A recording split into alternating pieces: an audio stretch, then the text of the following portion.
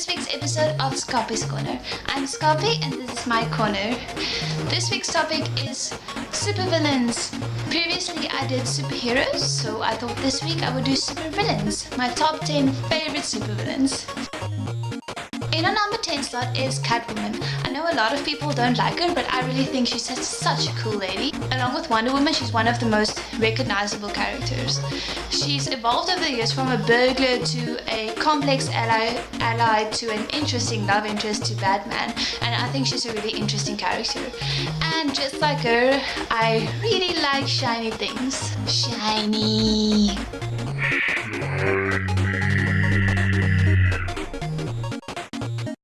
In our number 9 slot, we have another Batman villain. Yes, there are a few in this list because they're just so damn awesome. It's Two-Face. I would love to live like this guy. I would love to make all important life decisions based on a coin flip, but I would have a poke catch and have the coin flip app on there and make all my coin flips like that.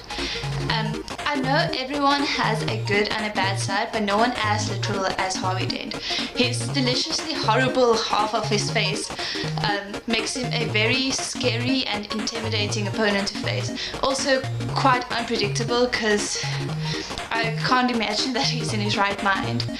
Well, it's not really unpredictable because you have like a 50% chance to guess what he's gonna do. In our number 8 slot is Dr. Doom. Everyone can agree, even if you don't watch superhero movies, that he is an iconic superhero. Even his name, Dr. Doom, is you can just know he's a supervillain. Enemy to Iron Man and the Fantastic Four, Dr. Doom is possibly the smartest man in the Marvel Universe. He has the scientific talents to steal and replicate powers and abilities like the Silver Surfer. I mean, can you imagine that power? The Silver Surfer being one of the most powerful beings out there, and he was able to replicate that and replicate anything. How powerful is that? Yeah. In our number 7 slot is the enemy to our great and powerful Spider-Man, the Green Goblin, who is possibly more powerful as Norman Osborn than as the Green Goblin. As the Green Goblin, his intelligence is lifted to gifted level, but it costs him his sanity, which he controls through these patches. But I guess they don't really work. Well, they work, but he's still insane. When he's not insane, he's one hell of a businessman and a powerful strategist. He is a mechanic engineer and is highly skilled in chemistry. I don't actually mind him being insane though, I like that in a man. The Green Goblin also has some of the coolest weapons of all. Not the coolest weapon, that's Thor's weapon, but still some pretty cool weapons. He has like boomerangs and electric gloves and bulletproof chainmail. That is one prepared dude for the zombie apocalypse. Number 6 is Red Skull. This creepy dude is the absolute counterpart to my main man, Captain America, which is Marvel's moral center. Although he kind of creeps me out, he's one of my favorite supervillains because he's just so damn evil and everyone can agree that he's evil. This way we all have something in common because we all hate him equally.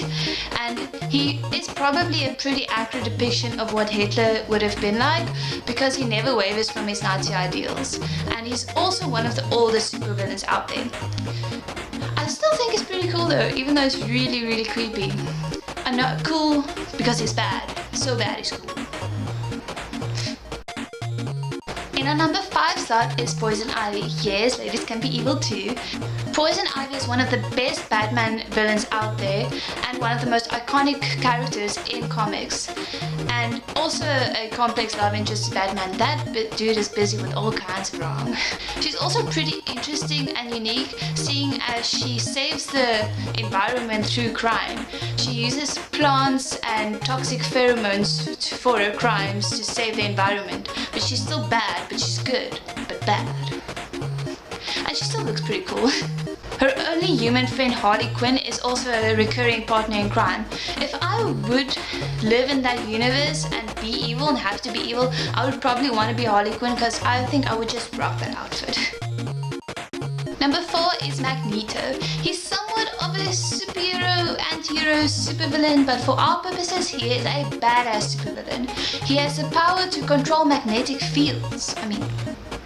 He is one of Marvel's most powerful supervillains. He originally wanted to control the human race as he saw us to be an outdated species. Later it was revealed though that he is a Holocaust survivor and is trying to save the mutants from a similar fate. It's this dichotomy of hero, villain, you know what he is, that makes him such a powerful and effective villain. And you've made it to the top 3. Number 3 is Bane, the only villain to have ever broken the bat. This guy is the poster child of badassery, and it seems like prison is possibly the best thing that could have ever. In prison, his potential shines. In prison, he learned himself various scientific disciplines that would have taken others years to master. He also knows 6 active languages, 2 additional ones, and some dead ones. He is also, of course, extremely devious and a great strategist and tactician. Bane created his own style of martial arts and meditation, which he calls upon to win all his fights in prison. He is calm and centered, much like Bruce Lee, and although he still wears his venom equipment, he swore off venom, so he doesn't even need anything to make him this awesome. He's just naturally badass.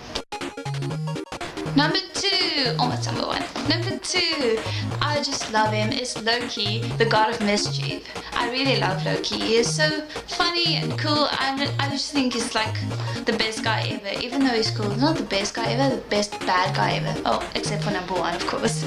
Loki is the god of mischief. He plays pranks on the other gods, and he's not even insane. He's in his right man. He's just naturally funny and awesome and mischievous, and I just want him to be the way he is and just go and be bad. Go be your bad self. For years, Loki was almost the primary villain of the Marvel Universe, not only menacing his brother, the almighty Thor, but many others as well. And I just think he can actually be mischievous. I love Thor and I hate the Loki mess with him, but I enjoyed the messing, and I was just like, it's so awesome. Just go, continue being yourself. Just continue. You've made it to number 1, yay! And it's no surprise, I mean, I'm sure you have guessed, it's the Joker! He is so twisted and awesome, and he always brightens my day with his evilness, and just the most maniacal and awesome mass murderer. He always makes me laugh as he tortures that dang bat. If I had to live in that universe, I would be forced to be evil. I'm usually on the side of good, I want to be good, but I would love to be the Joker's sidekick. I just want to be with him and just do everything he says. Yes, I'll be evil, I'll kill people for you. You Joker, you. My bure het hoor nou, van die polisie bel. The scary thing though is if Batman had just taken one wrong turn, gave into one bad feeling, he would have been just like the Joker. And isn't the twisted reflection of yourself the scariest thing of all? Mind blown. Just like one of the Joker's bombs. I love him so much. So thank you for watching this Skapie's Corner of my top 10 favorite supervillains of all time. If you liked the video, don't forget to give it a thumbs up and hit that subscribe button while you're at it. And the links to our Facebook and Twitter and all our social media stuff is in the description below. See you on the flip side. Shiny.